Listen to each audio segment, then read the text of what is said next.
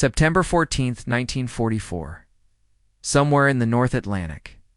The steel door groaned open, and Margaret Schiller flinched so hard her shoulder struck the bulkhead. She had been waiting for this moment since the destroyer pulled away from Cherbourg 3 days ago. The moment when someone would come down into the cargo hold and decide what happened next. Around her in the half-darkness, 11 other women pressed against crates and coiled rope, their faces pale in the dim electric glow.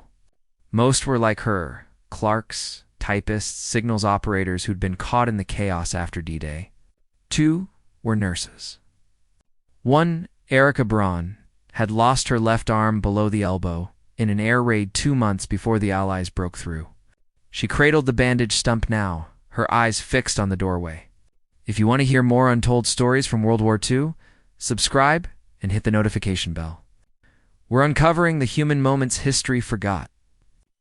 The British sailor who stepped through wasn't what they expected. He was young, maybe 22, with a sunburned nose and a soft accent that sounded like singing when he spoke. "Right then, ladies," he said, and actually smiled. "Tay's on. We'll have you up on deck in a bit. Fresh air will do you good." The word hung in the faded air, like something from another lifetime. Margaret had been a stenographer at a Wehrmacht supply depot outside Caen. 24 years old, fair-haired. She'd spent the war years typing requisition forms and filing reports on wool socks and canned meat. She'd never fired a weapon, had never seen combat up close until the morning of June 7th, when the world became explosions and smoke, and the frantic orders to evacuate that came too late. She'd been captured, along with 200 others, mostly support personnel. The forgotten workers of the war machine, in a farmhouse basement, while British tanks rolled past outside. They told her she was going to England. They told her she'd be treated according to the Geneva Convention. They did not tell her what that meant. For 3 weeks, she'd been held in a temporary processing camp near the beach, sleeping on dirt floors, eating thin soup and dark bread. The other women whispered at night, stories they'd heard from the Eastern Front. From Poland, from France, during the Great War. What happens to women prisoners? What soldiers do? Erica, the nurse with one arm, said nothing during those whispered conversations, but Margaret saw her trembling in the dark. Now the ship rocked beneath them, carrying them farther from everything they knew. The air below deck smelled like diesel fuel and vomit and unwashed wool. When the sailor led them up the narrow companionway, Margaret had to blink against the sudden brightness of the sky. The deck was crowded with other prisoners, men mostly hollow-eyed, Wehrmacht soldiers, who stared at the horizon and said nothing. But off to one side, a British officer had set up a small folding table. On it, a steaming metal urn, a stack of tin cups, and a plate of biscuits. "Queue up," the young sailor said, still gentle. "Don't rush. There's enough. Enough." Margaret's hands shook as she accepted the cup. The tea was hot and sweet. Real sugar. She could taste it. And the biscuit was plain but solid, made with real butter. She ate it in 3 bites too fast and felt her stomach cramp from the sudden richness. Beside her, a woman named Hilda Zimmerman began to cry silently, tears cutting tracks through the grime on her face. "It's a trick," someone whispered in German. "They're fattening us up." But Erica, the one-armed nurse, shook her head slowly. "I don't think so," she murmured. They docked at Liverpool on September the 17th, 1944, under a sky the color of wet slate. The port was massive, chaotic, crawling with soldiers and stevedores and the machinery of war. Margaret had expected shouting, maybe violence. She expected to be herded like cattle. Instead, they were escorted, there was no other word for it, down the gangway by 2 military policewomen in crisp uniforms. The MPs were brisk, but not unkind. One of them, a tall redhead with a Scottish burr, actually apologized when Margaret stumbled on the wet planks. "Careful, love. Sea legs take a minute to sort themselves." They were loaded onto a bus, an actual passenger bus, with cushioned seats and windows that opened and driven through the ruined docks into the countryside. Margaret pressed her face to the glass and watched England roll past. Green fields, stone walls, villages with intact roofs and chimneys trailing smoke. No craters, no rubble. It looked like a postcard, unreal. The camp was in Cheshire, near a town whose name she didn't catch. It had been a military training facility before the war. Neat rows of wooden barracks, a central mesh hall, administrative buildings with proper plumbing, barbed wire, yes, and watchtowers. But the wire looked almost decorative compared to the fortified bunkers and minefields she'd seen in France. At the gate, a British officer, a woman, a lieutenant with graying hair and tired eyes, addressed them in careful, accented German. "You will be treated according to international law," she said. "You will receive medical care, adequate food, and the right to correspond with your families through the Red Cross. You will work, but only at tasks appropriate to your rank and physical condition. If you have complaints, you may submit them in writing. If you are ill, report to the infirmary." Margaret glanced at Erica. The nurse's face was unreadable. They were processed one by one, names recorded, possessions inventoried. Medical examinations conducted by a British Army doctor who was brisk and professional, and never once looked at them with anything other than clinical detachment. Margaret had braced herself for humiliation, for invasive searches, the kind of treatment she'd heard whispered about. Instead, the doctor examined her lungs, checked her teeth, asked if she had any chronic conditions, and handed her a voucher for new clothing. "The uniform you're wearing is contaminated," the doctor said in clipped English, then repeated it in German. "You'll be issued clean clothes, undergarments, socks, a coat for winter." Next, in the quartermaster's hut, they received 2 wool blankets, a pillow with a cotton case, 2 sets of underclothes, 2 pairs of thick socks, a heavy skirt and blouse, a cardigan, and a winter coat that still smelled faintly of camphor. Margaret held the coat against her chest and felt something crack inside her ribs. This is just the beginning of their story. Stick with us to see what happened next. And don't forget to like this video if you're learning something new. The barracks were heated. That was the first shock. Cast iron radiators against the walls, hissing with steam. 12 beds, each with a thin mattress, but a proper frame. A shared washroom with running water, cold and hot. Light bulbs overhead that actually worked. That first night, no one spoke much. They moved like ghosts, touching things carefully. The radiator's warmth, the smooth cotton of the pillowcase, the soap that smelled like lavender. Hilda sat on her bed and stared at the blankets. Erica lay down fully clothed, her good arm over her eyes. Margaret couldn't sleep. She kept waiting for the door to burst open, for the charade to end. She kept waiting for the punishment to begin. Instead, at 0700 hours, a whistle blew. Breakfast was in the mess hall. Porridge with milk, toast with margarine, weak coffee, and a boiled egg. An egg. Margaret stared at it for a full 30 seconds before she cracked the shell. The British guards ate at a separate table, but not far away. Margaret watched them laugh at some private joke, watched one of them pour coffee for another. They looked normal, tired, human. "I don't understand," Hilda whispered. "Why aren't they? Don't ask," Erica said quietly. "Just eat." The days developed a rhythm.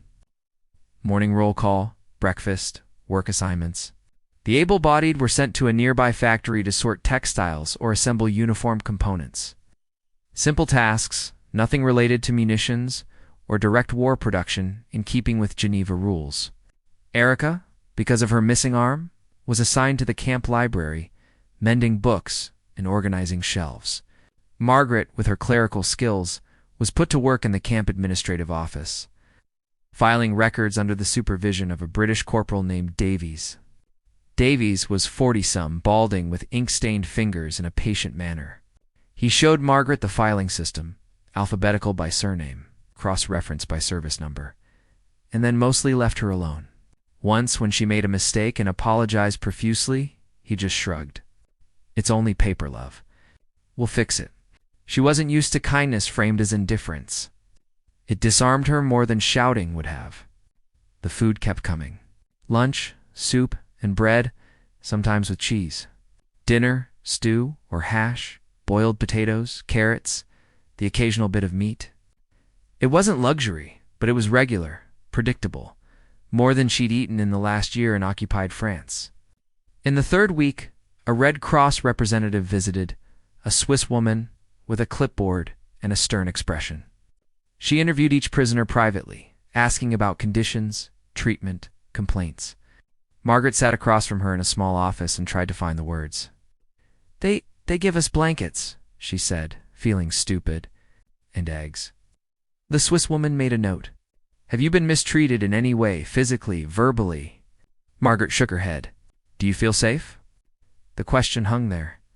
Margaret thought about the locked barracks door, the barbed wire, the guards with rifles. She thought about the radiator's warmth and Corporal Davies' patient voice and the boiled egg she'd eaten that morning. Yes, she said finally. I think yes. November brought rain and cold, and something else. A strange, creeping cognitive dissonance that settled over the camp like fog. It started with small things. A guard named Thompson who whistled while he walked his rounds. The same tune every day, something cheerful and off-key. The camp doctor who checked on Erica's healing stump every week and once brought her a magazine in German, something he'd found in town. The British women who worked in the kitchens and sometimes snuck extra portions to the prisoners, it's not out of pity, but out of some shared unspoken understanding of hunger. Margaret had been raised on stories. Stories about the British Empire, about cruelty and exploitation, about the enemy who wanted to destroy Germany. She'd seen the newsreels, heard the speeches. The British were supposed to be monsters, but Thompson whistled. Davies said love like an endearment applied to everyone. The doctor was just a doctor.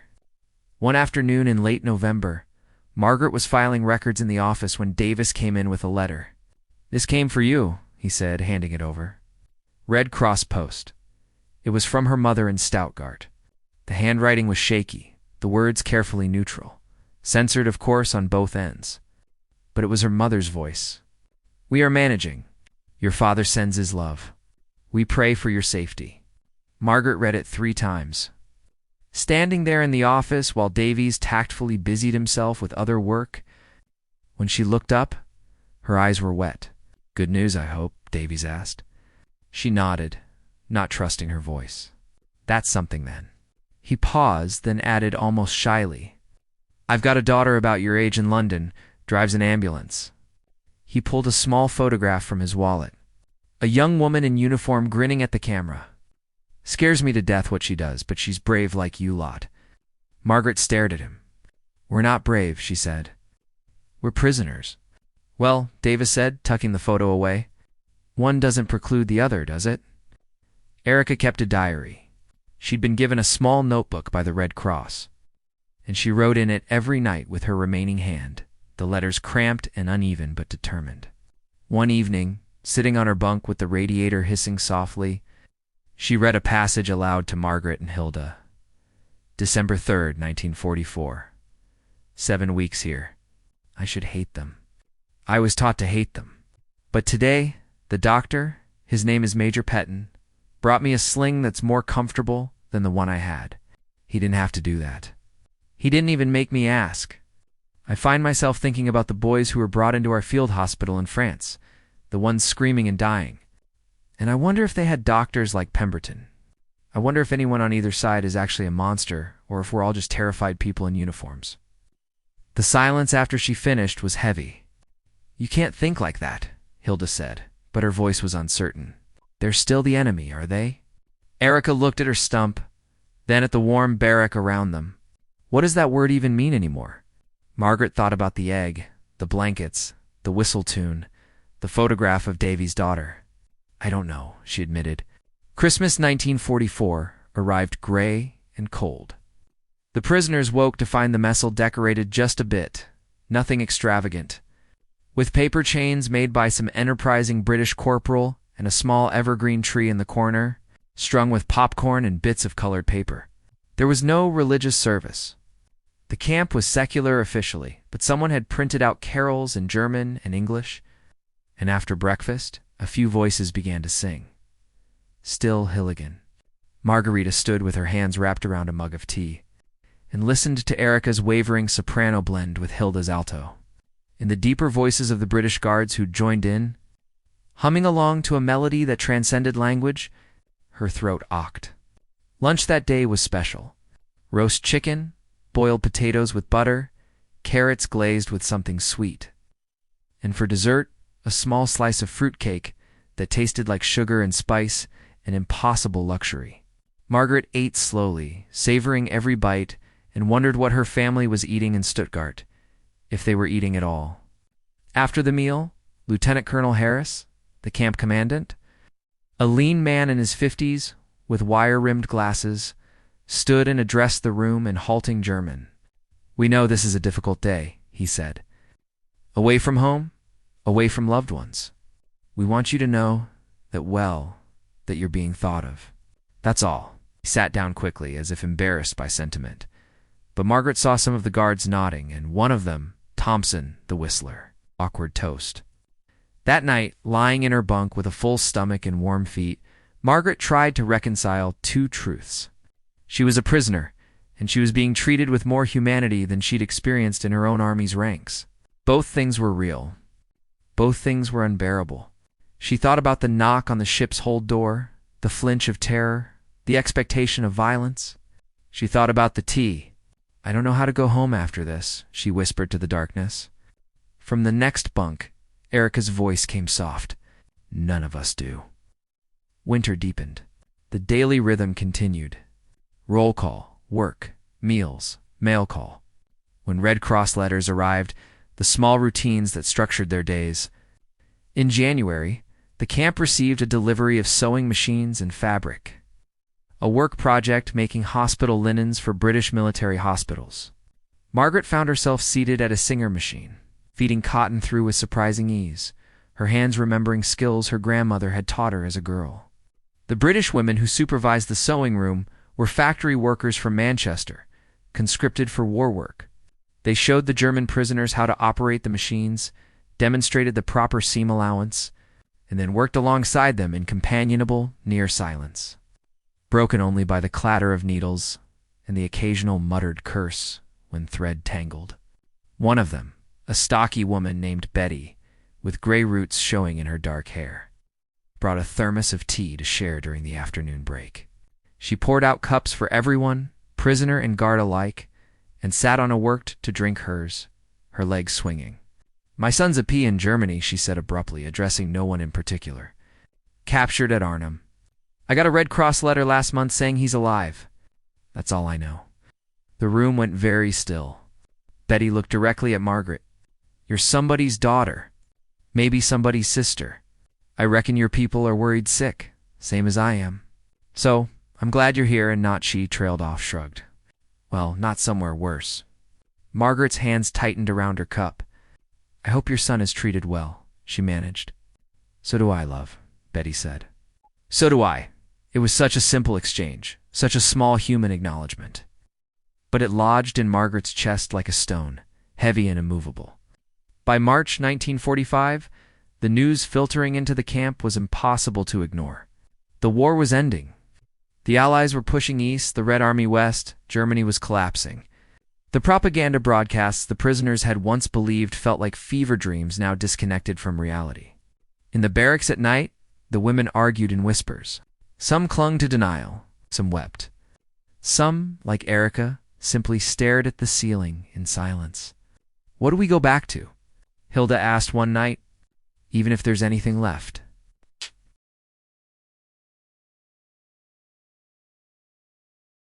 "What do we go back to?" Hilda asked one night. Even if there's anything left, no one had an answer. Margareta thought about Stuttgart, about her parents' narrow apartment, her father's bookshop that had probably been bombed, her mother's careful letters that said everything and nothing.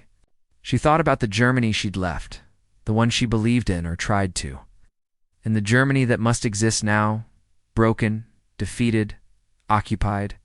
She thought about Corporal Davies and his daughter, about Betty's missing son, about Lieutenant Colonel Harris's awkward Christmas speech, about the radiators and the eggs and the blankets.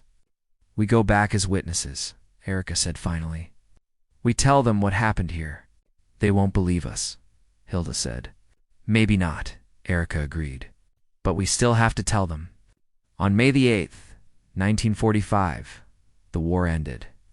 The news came over the loudspeakers at morning roll call. Unconditional surrender. Victory in Europe, The British guards cheered. Some hugged each other. Thompson threw his cap in the air. In the prisoners' ranks, there was only silence. A silence so profound it felt like a physical weight. Margaret stood at attention and felt the world tilt. Everything she'd been, everything she'd believed, everything she'd thought was permanent had dissolved like sugar in water. What was left? She looked at Erica beside her, at the empty sleeve pinned to her coat, at Hilda, staring at the ground, at the rows of other women, other prisoners, other fragments of a shattered army. What was left was this. They had survived. They had been treated with a decency that defied their expectations. They had been given heat and food and small kindnesses that no propaganda had prepared them for. Lieutenant Colonel Harris addressed them after the cheering died down. "You'll be repatriated as soon as arrangements can be made," he said. "We're working with the Red Cross to process everyone safely. In the meantime, you remain under our care." Our care. The words echoed strangely. The repatriation process took months. Germany was chaos, displaced millions, destroyed cities, occupation zones, bureaucratic nightmares. Margaret and the others waited in the camp, working their assigned tasks, reading letters when they arrived, listening to the radio broadcasts about tribunals and reconstruction in a world that seemed alien and new. In late July, Margaret's orders came through. She was to be returned to the British zone in southwestern Germany. They gave her a new set of clothes, civilian donated by some charity, and a travel voucher and a small parcel of food for the journey. Corporal Davis shook her hand in the office, formal and a little sad. "Best of luck to you," he said. "I hope you find your family well." "Thank you," Margaret said, "for everything." He looked uncomfortable. Just doing the job, wasn't it? But they both knew it had been more than that. She returned to Stuttgart in August. The city was rubble. Great swaths of it simply gone, replaced by jagged ruins and skeletal buildings and the smell of dust and old fires. Her parents' apartment building had been hit. They'd survived and moved in with her aunt in a suburb that had fared slightly better. The reunion was tearful, frantic, overwhelming. Her mother held her and sobbed. Her father looked older, shrunken, his hands trembling when he touched her face. "We thought you were dead," her mother kept saying. "We thought I'm alive," Margaret said. "I'm here." Later, sitting in her aunt's cramped kitchen with Weeksot's coffee, her father asked her about the camps, about England. Margaret told them about the blankets, the radiators, the eggs, the Christmas dinner, the sewing machines, and Betty's son and Corporal Davis's photograph. She told them about Erica's diary entry, about the cognitive dissonance, about the slow realization that the enemy was just people. Her father listened in silence. When she finished, he was quiet for a long time. "That doesn't make sense," he said finally. "They were supposed to, I know what they were supposed to be." Margaret interrupted. "I know what we were told, but that's not what happened." Her mother reached across the table and gripped her hand. "Maybe," she said softly. "That's the most important thing you learned." In the years that followed, Margaret tried to build a life in the ruins. She found work as a translator for the British occupation forces. Her English had improved during captivity, and the irony wasn't lost on her. She married in 1948 a school teacher named Hans, who'd lost his left leg at Stalingrad, and understood something about coming home broken. She stayed in touch with Erica, who'd become a nurse again in Hamburg, working in a rehabilitation hospital for amputees. Their letters were infrequent but steady, a tether to a shared experience no one else could quite understand. Once in 1953, Margaret received a letter from England. It was from Corporal Davis. He'd tracked her down through Red Cross records, he explained, because his daughter had asked about the German women who'd worked in his office during the war. He hoped she was well. He hoped she'd found her family. He enclosed a photograph. His daughter, older now, standing beside a man in a demobilization suit and holding a baby. "My grandson," he'd written on the back, born last month. "We're calling him Thomas." Margaret held the photograph for a long time. This small piece of proof that the world continued, that people built lives out of the wreckage. That Davies had been real and kind and human. She wrote back. She told him about Hans, about their small apartment in Stuttgart, about the work of rebuilding. She thanked him for the blankets and the file cabinet and the word love used carelessly, generously for everyone.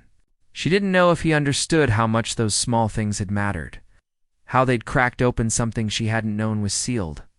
When historians asked her about it later, and some did oral history projects in the 1970s and 80s, academics interested in the P experience, Margaret struggled to convey the central paradox that captivity had been the freest she'd ever felt.